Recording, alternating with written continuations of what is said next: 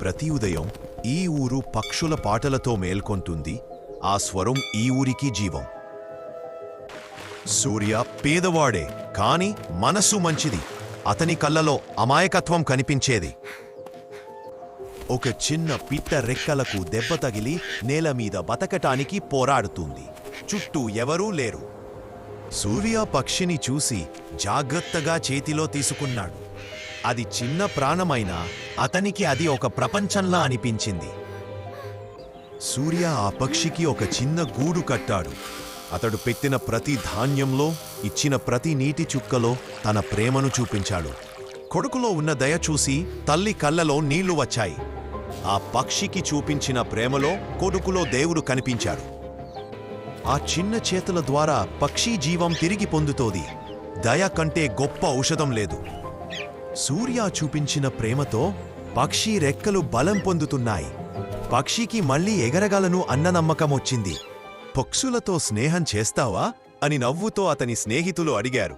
కాని సూర్య మనసు మాత్రం చిరునవ్వుతోనే స్పందించింది. మనసు మంచిదైతే దేవుడు మనతోనే ఉంటాడు. సూర్య సత్యాన్ని తన చేతులతో చూపించాడు. పక్షి మొదటిసారి ఎగరడం ప్రారంభించింది.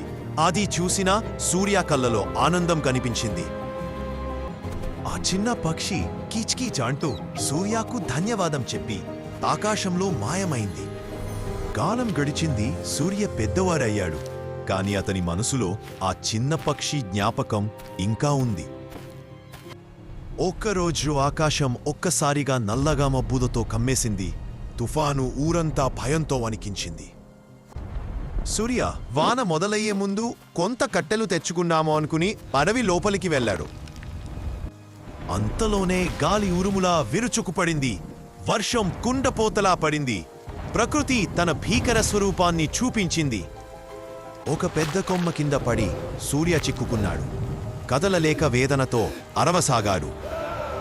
ఎవరైనా ఉన్నారా అని గట్టిగా అరిచాడు. కాని వాన శబ్దంలో సూర్య స్వరం ఎవరికి వినిపించలేదు. ఆ సమయంలో ఒక పక్షి వానలో ఎగురుతూ కేకలు వేసింది. అది అదే పక్షి అని సూర్య గ్రహించాడు. పక్షి వర్షంలో ఊరంతా తిరుగుతూ కిచ్ కిచ్ అని అరుస్తూ సహాయం కోరింది. దాన్ని చూసి ప్రతి ఇంట్లో వాళ్ళు ఆశ్చర్యపోయారు. ఊరివారంతా పక్షిని గమనించి దానిని అనుసరించారు. వారి అడుగులు అడవివైపు సాగాయి. పక్షి ఊరి వాళ్లకు చూపిన దారిలో సూర్య చెట్టుకొమ్మ కాళ్లమీద పడిపోవడంతో చిక్కుకున్నాడు. దయ మళ్ళీ దయగానే అతనికి తిరిగి వచ్చింది.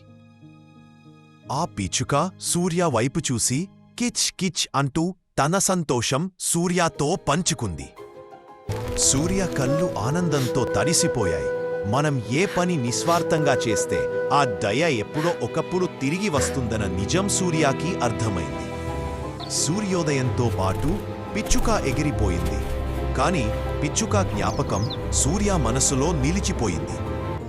మనసు మంచిది అయితే ఒక చిన్న ప్రాణం కూడా మనిషికి దేవుడిలా అవుతుంది. ప్రేమ, దయ చూపించడం ద్వారా మన జీవితం సంతోషంతో నిండిపోతుంది. ఆ చిన్న బాల్యం పిచ్చుకతో ఉన్న జ్ఞాపకాలు సూర్య హృదయంలో మళ్లీ మెరిసిపోయాయి. ఆ జ్ఞాపకాలు సూర్యకి సంతోషం, దయ, ప్రేమను గుర్తు చేశాయి. సూర్య పిల్లలకు చెప్పాడు, చిన్న ప్రాణాలకు దయ చూపించాలి. మనసులో దయ పెరిగితే లోకం అందంగా మారుతుందని. ఆ చిన్న పిచ్చుక ఆకాశంలో మాయమయ్యింది.